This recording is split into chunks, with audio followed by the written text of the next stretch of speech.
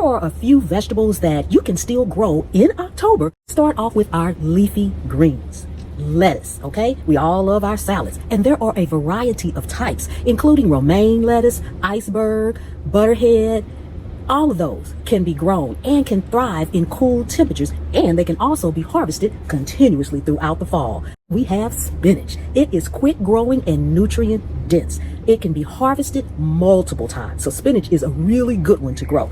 Also, you have kale. Now, kale is actually cold tolerant and hardy, but it has a slightly bitter taste, but that's natural. And I wanted to make sure you realize that if you do grow some kale and it has that bitter taste, nothing's wrong with it. That's the taste that your kale should have.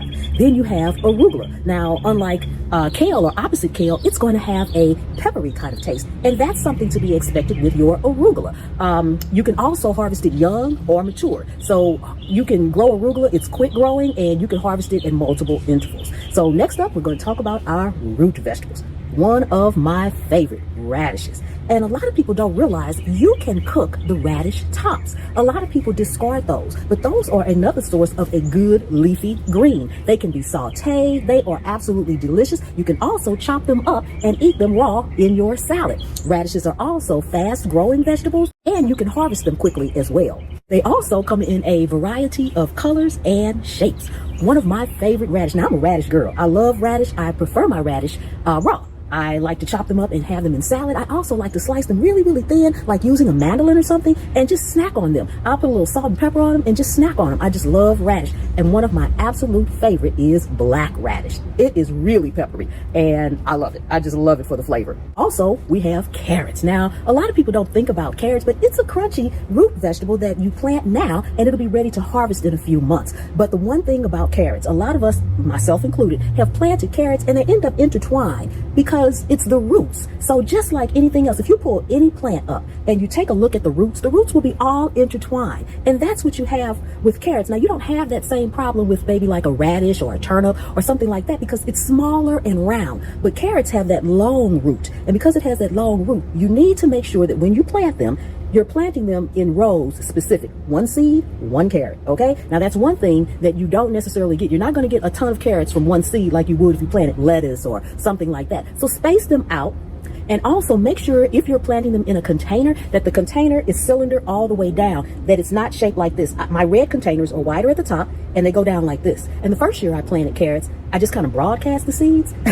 And so not only did they intertwine, but they went inward and intertwined because I didn't give them room to grow straight down. If you want those nice straight carrots, even whether they're small baby carrots or the larger ones, give them room and space them out so that they can grow straight down. Also, make sure your soil is free of any large rocks or anything like that, because just like other roots, whatever that root touches or comes in contact with, it's going to go around it so that it can try to go completely straight down. All right? Beets are sweet and they are full of nutrition. You can also harvest the roots and the greens. Garlic. You want to plant your garlic in the fall for a summer harvest. Now, you also want to plant your onions in the fall for a spring or summer harvest. But the one thing about onions, you want to make sure you pick a variety that is good for your climate. That's the only thing you want to do because there are lots of different onions. Make sure that you pick your onions according to the zone for your climate that you're in. Sow your peas now in the fall and you'll have an early spring harvest. You know, it's a vining plant and you really do. I know some people think, well, I'm planting it now, but I don't have enough time to harvest it. No, you want to plant it now because some vegetables and things need a certain amount of cold hours. And so that's why you can plant them now in the fall. They can go through the winter and they'll be ready to harvest in the springtime. Broccoli. Broccoli is cold tolerant and it can be harvested in the spring or in the fall. It just depends on the variety of broccoli that you are growing and the actual grow zone that you're in, but it is strictly cold tolerant. Cauliflower is another one, and just like broccoli, it is a cool weather crop. Now, collard greens, yes, plant those collard greens, get them going now, okay? They can be harvested throughout the fall and the winter. And then don't be afraid of your collards and the cold weather, because collards can stand a bit of frost, and as a matter of fact, they'll taste a little bit better. Something about that frost takes off the bitterness from your collards. I wouldn't necessarily say they would be sweet, but they're not going to be bitter once they hit that frost. They just taste better when they're cooked. So plant them now. Wait until the frost hits them a little bit and then harvest. Your collards are going to be amazing. I'm telling you, okay? Make sure when you are planting your crops now in the fall here in October that you still prep your soil.